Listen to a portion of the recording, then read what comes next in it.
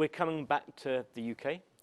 Challenger operator 3 UK. We have Robert Finnegan, CEO 3 UK and Ireland, speaking with Anthony Goonetilleke, who's Chief Strategy Officer at Amdocs. So looking forward to that. Fantastic. That's coming up in just a moment.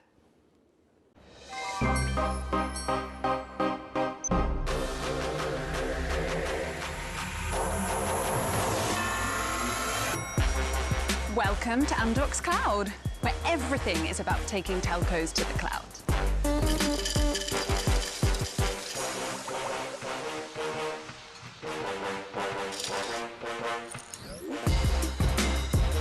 Oh, sorry.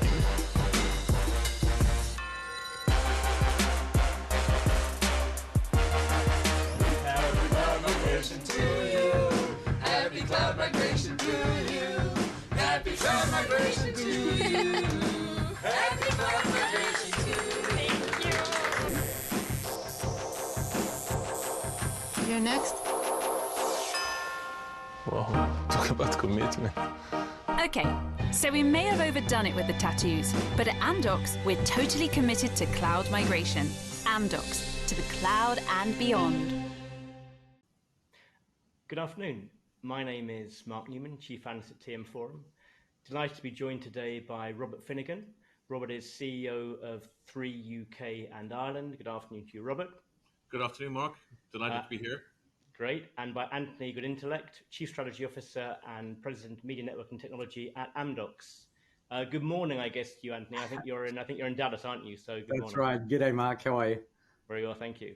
So we're going to run through three things today. We're going to start off by thinking about the last 18 months of what's been going on in the world today, and I think the role of telco and the importance of telco. It's become very clear that there is a digital divide today, and we want people to the right side of the digital divide.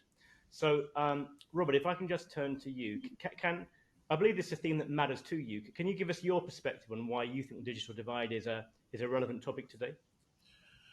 Well, I mean, if you look at technology today and the critical parts that it plays in our lives, we're able to do today that 20, 30 years ago would have seemed unimaginable, whether it is in terms of staying connected and running your business remotely for the last 12, 15, 18 months, or staying in touch with loved ones overseas 2,000 or 3,000 miles away through FaceTime, etc. Whereas historically, you just would not have been able to do that. And it's important to me that people everywhere and have access to that technology. And generally, when people talk about a digital divide, they talk about the geographic divide. So they talk about having access in cities, but not having access in rural areas. And yes, that is true. But there's also the socio-economic divide as well, where people within the urban areas or within well-off areas, there are sections that are not well-off and don't have access to technology. So we at 3, certainly during the pandemic, were keen to ensure that those that needed to stay connected, whether they were in rural areas or in urban areas, and regardless of their economic background, had the ability to do so. And I'm delighted to say that we were able to allow people to gain access free with where we gave out tens of thousands of SIMs to children who may have been in deprived areas to allow them to stay in touch with their education process, for example. So it is of huge importance to us as a business. It's important to me. And I think that as we move forward in terms of technology, our industry will play a massive role in eliminating that divide, both from a socio-economic point of view and from a geographical point of view as we roll out 5G to more and more areas. Thanks, Robert. And Anthony, I mean, to that point, you're in a privileged position of observing what telcos are doing across the whole world. Do you think we're doing enough as an industry? Look, I think we can always do more. I think we can always do better. Definitely, I think the last 18 months, exactly like Robert said, we've become kind of the, I don't want to speak it up, but we've become kind of the cornerstone of society. Connectivity has really become the heart, right? We used to joke around that, Wi-Fi was at the top of Maslow's pyramid, but really, I mean, food, shelter, electricity, and then you have connectivity. An anecdote I always think about that really touched me, about right at the heart when we went into lockdown was, I saw a news story down here in Dallas. Like Robert said, we always think about geographic, developing countries, things like that. But you're talking about Dallas, Texas here. where there were some kids, they didn't have connectivity in their house, and they were sitting in front of Starbucks, connecting via Zoom to their school network. And like, that broke my heart, right? And I thought to myself at that time, as an industry, we need to do more. And like some of the great initiatives that Three's done, there are many initiatives in the US. But as we kind of, we're doing an amazing job as an industry keeping society connected. We just need to make sure that, this is ubiquitous across our society, because we don't want to make this gap even larger. And that applies clearly. I think the biggest fallacy is that, it's a rural issue, it's a geographical issue, it's a developing issue, but it's a major issue in key cities. So I think that's some of the focus that we need to really bring to the table. And I guess in terms of addressing that, it's partly telcos doing sorts of initiatives that Robert's mentioned. Also, I guess it's the role of government as well in working out how they're going to help these people get access to connectivity. Yeah. Very much so. And I think that actually one of the things the pandemic has shown is how critical the telecommunications infrastructure is. People talk about water and electricity, but this pandemic showed that actually keeping people connected and being able to connect to people, whether it's governments to individuals, etc., played an enormous part of enabling people to get through the pandemic. And the telecommunications industry was stressed during the period because we had to deal with shifts in traffic from urban to rural areas. We had to shift with deal with the increase in capacity overall as well. So dealing with that on a remote basis had its challenges. But I'm delighted to say that we ourselves at Three and our peers were able to meet those challenges. Yeah. So Robert, if I just spend the next few minutes thinking about the evolution of your business. I mean, I've followed Three since its inception. You've been a challenger operator. It's been you weren't one of the early ones to the market. You're able to sort of to pick up customers in the early phases. It's been a challenging market for you. So when you think about 5G, how important is 5G to your business moving forward? How much are you committing to 5G? We're committing a lot to 5G, and we have, as you know, Mark, a very large spectrum holding in 5G, which for the first time puts us in a position where we're actually spectrum rich in a category going forward, whereas historically, particularly in the UK, we've been spectrum poor. Without 2G, a small amount of 3G and 4G, etc. So we really feel that our time has come to be able to provide much greater service and capacity to our customers, greater speeds, and we're already seeing it as we roll out our 5G network in the UK. We've got the award for the best 5G network in the UK, the fastest 5G network overall, and in the key cities, London, Manchester, Glasgow, Belfast, etc. And we want to continue to take advantage of that by rolling out our network very quickly and moving people from the legacy technologies, 3G, 2G, etc., 4G to 5G, so they really can see how good it's going to be for them. And again, when we go back to the first point that we talked about, digital divide, 5G or fixed wireless access or whatever we want to call it, we like calling it home broadband rather than fixed wireless access, which is a very telco techie name. It's got to be much more user friendly and customer friendly. So just, mobile without the strings or without the attachments that gives you speeds the same as fiber. That's where the future is. And we believe that, our 5G in the UK and in Ireland can really be what mobile was to the landlines. It can be a real challenger and ultimately much more successful. And you mentioned that issue around spectrum, the fact that you now have a lot more spectrum, not constrained. Does that in any way impact how you position, how you price your 5G services? Well, the first priority for us at the moment is to get our services out by rolling out our technology. And we're doing that with Ericsson, who are our partners, and we're doing it quite quickly. And also working, it's not about just the spectrum or getting out the sites. It's a whole ecosystem behind it. And that's where, Amdocs are playing a big role with us as well. Because as we move into 5G, we're moving into, other used cases for 5G. And, mobile broadband, fixed wireless access, as people call it now, is obviously the one that everybody is rolling out. But there are other areas where, it will become more important as we offer, less latency or better tariffs with less latency to people that are interested in gaming.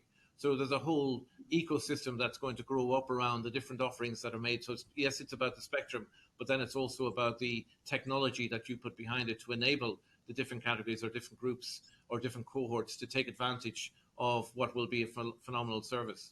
So I guess you see the home broadband mobile business being two separate businesses and strategies.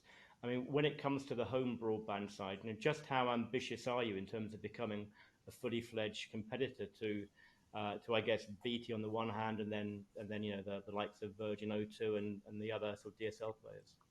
Well, I don't like to name our competitors because I see everyone as a competitor. But, Sure. we will be a competitor in the urban areas where we will be better value because we will have a lower cost of providing the customer with the service.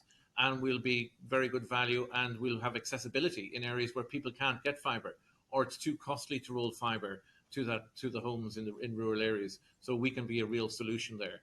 So, there's opportunities in many areas for us. There's going to be opportunities on the business side as well, where, I've seen reports recently where they're talking about 75% of the usage of 5G may well be in the B2B sector. So that's going to be an opportunity for us as well as we continue to develop in that area. Yeah, thank you. And Anthony, again, going back to your role and surveying the world in front of you, where are you seeing 5G today? And I guess in the context of that evolution from it being a sort of enhanced mobile broadband to providing a broader range of capabilities, particularly in the B2B space. Yeah, look, I mean, like Robert's been saying, I think one of the leading indicators, obviously, the spectrum allocation, and 3 clearly has one of the largest swaths of dedicated 5G today. In the US, you've got, $80+ billion spent on spectrum. The next phase, as we look out to it, that kind of gets me excited is, sorry to be a little bit techie here, is but what they call standalone 5G. This is where like the promise of 5G comes to bear. Right, this is where like all of the great things we've been hearing about the last couple of years, we suddenly are able to kind of, implement it and kind of see it being used. I strongly believe that, we're going to see many more enterprise use cases come into play. We're already seeing many pilots. I know Robert and 3 has been doing some great stuff around manufacturing, for example. We see it here in the US with factories being outfitted and 5G used as a technology to kind of satisfy a lot of needs. And those needs are, not just speed, like speed's the one that everyone likes to talk about, right? But we have like security, we have things like, think about eSIM technology, right? So you have this new technology that not many people are talking about, but that means that you can work with OEMs to have connectivity built into all sorts of, plethora of devices.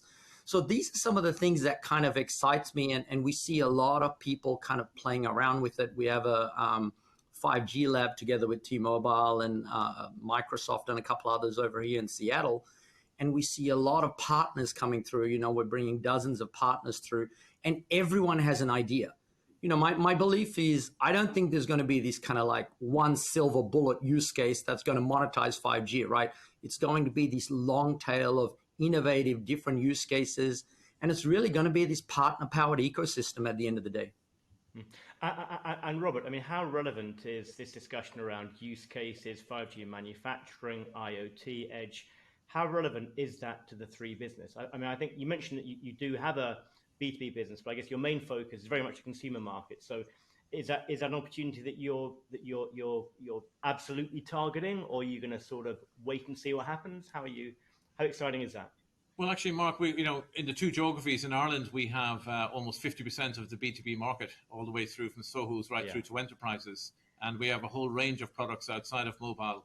IoT is a hugely growing area for us as well. So 5G is really important in that aspect in Ireland for the enterprise side. And on in the UK, we're entering that area with good success, and we expect to, take a nice share of that as we go forward. So similarly, B2B will be really important. So we don't just see 3 it is a consumer brand predominantly in the UK at the moment, but we're expanding that brand range into the B2B side very successfully. So, all that Anthony talked about in terms of this long tail of use cases are absolutely all relevant. And even within the consumer space, what a gamer is interested in terms of what they want is very different to what another consumer may want. People talk about speeds on 5G, but if you're a gamer, latency is more important than speed. And therefore you develop a proposition around that for that particular cohort of customers, etc. So it is going to be horses for courses, but B2B will play a major part for us in terms of use cases for 5G in Ireland and in the UK. Okay, thanks. I'd just like to round off our discussion today, just touching on the question of skills. And I think as telcos start to embrace the world of software, digital, clearly skills is an important issue. What are you seeing, Anthony? I mean, are you seeing telcos bring in the right skills, bringing graduates? Is that something that's very much on the agenda for the telcos that you work with today? Yeah, look, if you ask me, what keeps me up at night, the biggest thing is the talent crunch, right? It's a global talent crunch. It doesn't matter if it's the US or India or Europe. It's the same everywhere. And I don't know if it's pandemic and people just kind of rethinking them, about kind of their direction. But, every industry, all the way from mining to kind of the web scale guys to us, everyone needs kind of these technology skill sets. So everyone is rethinking themselves. I mean, I know, Three's done some great efforts on bringing in new graduates, and they have an amazing program I've been looking at, on how you infuse that. That's one area. How do you kind of keep this hybrid workforce motivated, connected? So I think, there's a lot to do in that space. But that's an area definitely I think, there's going to be a big focus in the next 12 to 18 months. Thanks. And so just a final word to you, Robert. So Anthony talked about your grad program. Maybe you can just give us a little bit of insight into that. Sure. We've had a grad program in Ireland for the last 3 to 4 years and introduced it this year for the first time in the UK. And last week I was delighted to meet over 50 of our new grads who've just joined us across the two businesses and in many different disciplines. And, it's always refreshing to hear what the grads have to say, their thinking, their outlook, and their perceptions on businesses. And, when I started work many, many years ago, a company chose you to work for them. Now it's the grads and the individuals that are choosing the company to work for. So you have to make sure that you're attractive for those individuals. Now, for the grads, certainly the grads that we had in Ireland, that we've gone about 20 grads in Ireland, we had about 4,000 applicants for those roles. So, we want to be the employer of choice for these grads as we move forward, because they bring so much to the organization, new thinking, different ways of thinking. Just, I know we're probably running out of time, but just to give you an example, we were developing a kind of a student brand and going through the initial stages of thinking what should be included. And we were talking about voicemail and all the other added services that should be in there. And one of the grads was in the room and they put their hand up and just said, what's voicemail? And we, well, it's when you leave a message or listen to a message. And they said, well, we never do that. We will never leave a message and we'll never listen to a message. So we said, well, there you go. We don't need that. So we moved on and we saved ourselves a lot of money developing that side of the business. So, getting that fresh thinking and diverse thinking into your organization is really, really important. Yeah. And it freshens up the organization. So I'm delighted we've got our graduate programs. I'm delighted with the intakes, and I'm delighted that I chose to work at Three. Well, if you're anything like my kids, they don't answer their phone either. So maybe that's a new thing. But Anthony that's my and Robert, wife who doesn't answer her phone. Robert and Andy, thank you very much for your time today. Enjoyed our conversation. Thank you, Mark. Thank you very much, Mark. Sure. Thank you, Anthony. Thanks, Robert.